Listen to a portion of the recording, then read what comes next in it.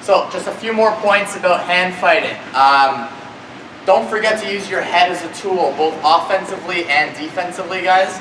So defensively, if your opponent is inside of you, potentially they have a better position, don't accept that and don't just leave your head here, right? You can use it as your first line of defense, so push your head onto his head and create some distance between you.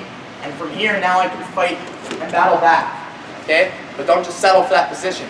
Alternatively, if you're on the offense and I've got a good position on him, I don't want to settle for being this far away. I want to fight and get closer in so that I have a better chance at getting whatever attack I want. Okay? And also I want to talk about just balance in general in wrestling. You should be always leaning forward. You should never be leaning back. Even if your opponent is pushing into you, your weight has to be forward. So some people say go on your toes. Definitely do not go on your heels. I just like staying rather balanced in the middle of my foot. Okay? But I'm leaning forward. Because I'm bending at the waist, most of my weight is actually forward. Okay?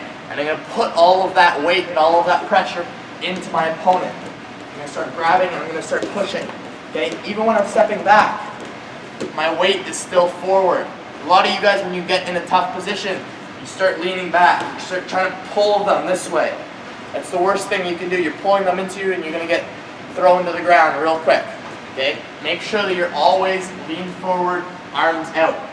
Pushing into your opponent and pulling into your opponent. Okay? Feel free to use your hands as balance. Okay? If you're leaning so far forward, so snap me down, and your opponent snaps you. Since my hands are out, I can just balance myself. It doesn't mean I'm going straight to the ground. Okay? But if I'm standing straight up, I guarantee you're going to have more people do successful attacks on you, okay? So really focus on it as you're hand fighting, where your weight is and where you are on your feet. Am I on my toes? Am I on my heels? Do I feel balanced?